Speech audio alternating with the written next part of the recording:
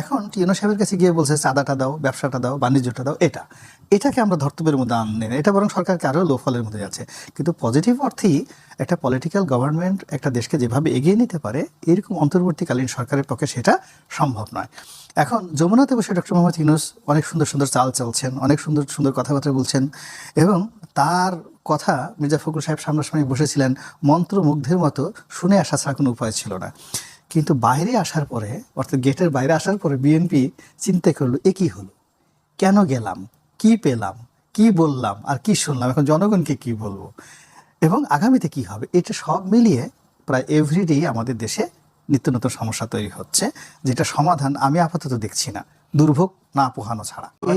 এখানে হলো তো আমাদের ব্যর্থতা। মূল ব্যাপার হলো যে ওনার মতো একজন প্রাজ্ঞ মানুষ, তার মুখ থেকে খুব সহজ সরল ভাষা বের হচ্ছে, এটা খুব স্বাভাবিক ভাষা নয়, এটা খুবই অস্বাভাবিক ভাষা।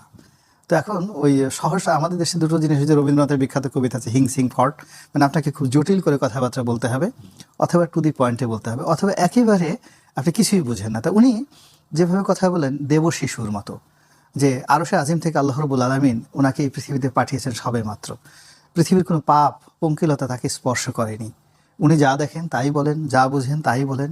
এরকম একটা সহজ সরল শিশুর মতো মানুষকে আমরা যারা কলঙ্কিত করার চেষ্টা করছি, এটা আমাদের অন্যায় হচ্ছে, এবং এটা it's a one sort of success. তার যে বাচনভঙ্গি, তার যে কথা, এই কথার মধ্যে তিনি যে সরলতাটা ফুটিয়ে তুলছেন, এবং আমাদের মাস পিপল, আপনি গিয়ে দেখেন ইতিমধ্যে কিন্তু মার্চ ফর ইউনুস, তাকে 5 বছর চাই, 10 বছর চাই, এই তার এই সরলতার কারণে, যে আমাদের রাজনীতিবিদরা যে ভাষায় কথা বলে উনি সেই ভাষায় কথা বলছেন না। আড়ালে কি কিছু আছে না, এটা উনি বলতে পারবেন, আর ওনার আল্লাহ রাব্বুল আলামিন বলতে পারবেন। আমরা তো এখনো পর্যন্ত মনোজগতে আমার অবস্থা এখন ওই পর্যায়ে যায়নি, আমি শুধুমাত্র বাস্তব অবস্থা যেটা দেখছি, যে উনি এবং ওনার সহকর্মী, উনি এবং ওনার যারা স্টেক হোল্ডার, তাদের মধ্যে আকাশ পাতাল পার্থক্য, চিন্তা চেতনা কর্মে সবকিছু। বক্তব্য আগামীতে আরো 2-3 বার চেঞ্জ হবে, আরো 2-3 বার চেঞ্জ হবে, ফলে এটা ওনার লাস্ট কথা নয়। এখানে আপনাকে জামাতকে যদি বুঝতে হয়, তাহলে আপনাকে গ্লোবাল যে পলিটিক্স সেটা বুঝতে হবে। জুলাই আগস্ট বিপ্লবের এই নেপথ্যে শক্তি হিসেবে জামাত কাজ করেছে, এটা সত্য কথা।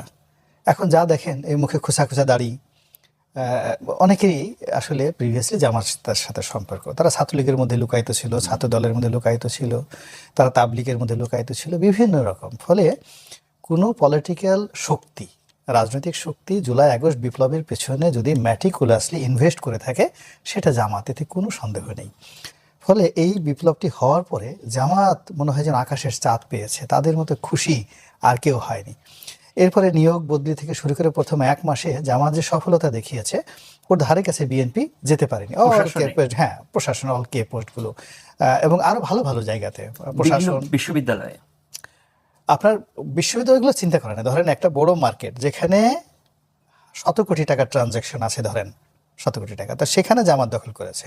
আর বিএনপি কি করেছে, কি ওই মার্কেটের সামনে যে ময়লা আবর্জনা আছে বা ডিশের কানেকশন দেয়, ওটা নিয়ে বিএনপির 2 গ্রুপে মারামারি করেছে। তো যার জন্য আপনি বুঝেন যে জামাতের যে সফলতা আর বিএনপির সফলতা কোন জায়গাতে।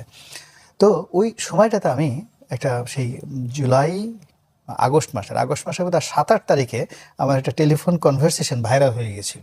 একজন জামাতের নেতা ফোন করেছিল, তখন আমি বলেছিলাম যে আগামীতে যে সময় আসছে, সেই সময়তে সবার আগে বিপদে পড়বে জামাত, তারপরে বিপদে পড়বে বিএনপি, এরপরে ইলেকশন কবে হবে না হবে সেটা হলো পরের ব্যাপার। তো ওটা নিয়ে বিএনপির অনেক লোক রাগ হয়েছে, জামাতেরও অনেক লোক রাগ হয়েছে, কেন কথা বললো।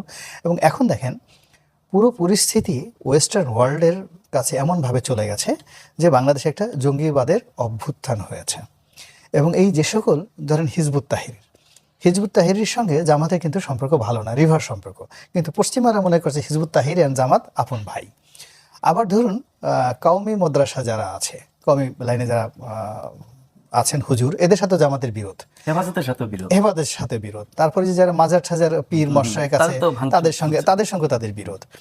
কিন্তু অ্যাজ এ হোল এই যে বাংলাদেশে যে একটা ফান্ডামেন্টালিজম আসছে, ইসলামাইজেশন আসছে, পশ্চিমাদের যে ইসলাম ফোবিয়া, এর পুরো রাগটা, ক্রোধটা আসছে জামাতের উপর।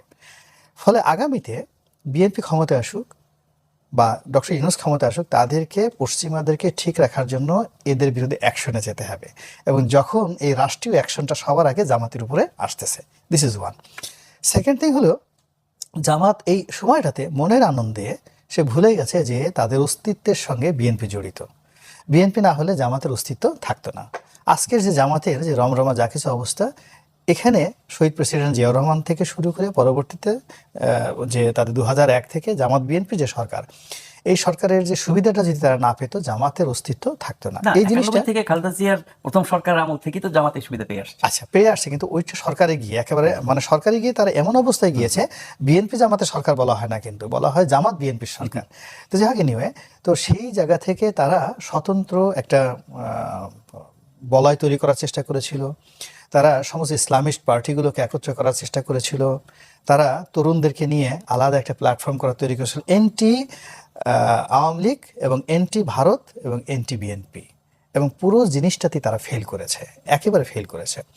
ফেল করার ফলে এই সময়টাতে এসে তারা দেখছে যে বিএনপির ক্রোধ তাদের উপর পড়েছে, সাধারণ মানুষের ক্রোধ তাদের উপর পড়েছে। আওয়ামী লীগ তো তাদেরকে এখন হেরিকেন দিয়ে খুঁজছে, ভারত তাদের উপরে ক্ষুব্ধ, পশ্চিমা ডোনাল্ড ট্রাম্প এখন শুধু বারবার ইসলামী টেরোরিস্ট বলছে।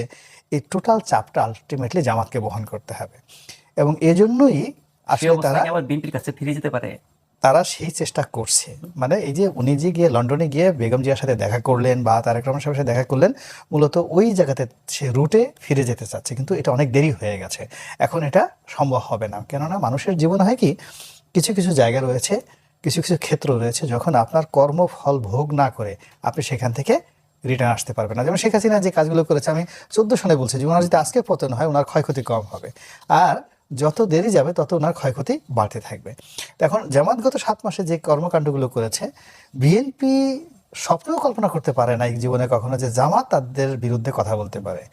জামাতের যারা শিবিরের লোকজন, ছাত্রদলের লোকজনকে ইউনিভার্সিটি থেকে, কলেজ থেকে পিটিয়ে বের করে দিতে পারে, এই কথা তারা স্বপ্ন কল্পনা করতে পারেনি। ফলে এখন আপনি জামাতের আমির, আওয়ামী লীগের অনুপস্থিতির কারণে তারা মূল প্রতিপক্ষ হয়ে গেল না ওটা না, তাদের একটা জিনিস হলো কি, তাদের বিশ্বাসটা, তাদের কতগুলো বিশ্বাস রয়েছে, তারা যেমন না, তারা আগের থেকেই মনে করে তারা ওলি আল্লাহ, তারা ভালো মানুষ, তারা জান্নাতে যাবে, এবং তাদের সাথে তারা জান্নাতের টিকিট কাটে, নিয়মিত জান্নাতের টিকিট কাটে। তাদের ধরেন 200-র মতো লোক আছে যাদেরকে বলা হয় রোকন। এরা তাদের ইনকামের নির্দিষ্ট একটা আয়ের 5% to 10% জামাতকে দান করে। তো এই যে লোকগুলো, গ্রামের 2 লাখ 2.5 লাখ লোক যে এই টাকাটা জামাতকে দিচ্ছে, তো কেন দিচ্ছে? বেহেশত পাওয়ার জন্য। তারা তো মাদ্রাসার শিক্ষক, সে তো আর চেয়ারম্যান মেম্বার হতে চায় না। তো এরকম তারা বেহেশতের টিকিট কাটে। তো এটা সাইকোলজিক্যালি, মনোবিজ্ঞানের দৃষ্টিতে, তারপরে দর্শনের দৃষ্টিতে খুবই ডেঞ্জারাস একটা বিষয়, যখন একটা মানুষ মনে করে আমি ভালো আর বাকি সব মানুষগুলো খারাপ। তো জামাতের মধ্যে এই জিনিসটা খুব প্রবল আছে যে তারা সবাই নিজেদেরকে জান্নাতি মনে করে, আর তাদের যে আইডিওলজি, হ্যাঁ, তারা সৎ মানুষের শাসন, এবং তাদের বিরুদ্ধে যারাই আছে তাদেরকে হেদায়েত দরকার, তাদের জন্য মানে ট্রেনিং দরকার, এবং তাদেরকে জামাতের এই অবস্থার কারণে আলটিমেটলি কি হচ্ছে, বহু বছর চলে গেছে, এখনো পর্যন্ত জামাতের কোনো নেতার কাছে আমরা একটা মেয়ে বিয়ে দিয়ে বা ছেলে তাদের ছেলের সঙ্গে দিয়ে আমরা গর্ব করে বলতে পারি না যে জামাতের আমির শফিক সাহেব আমার বিয়েই হয়। এখন ওই পর্যায়ে এখনো যায়নি। অর্থাৎ তারা এই সমাজে বেড়ে উঠেছে, কিন্তু বিচ্ছিন্ন একটা দ্বীপ, সেন্ট মার্টিন দ্বীপ হিসেবে তারা বের হয়ে উঠেছে।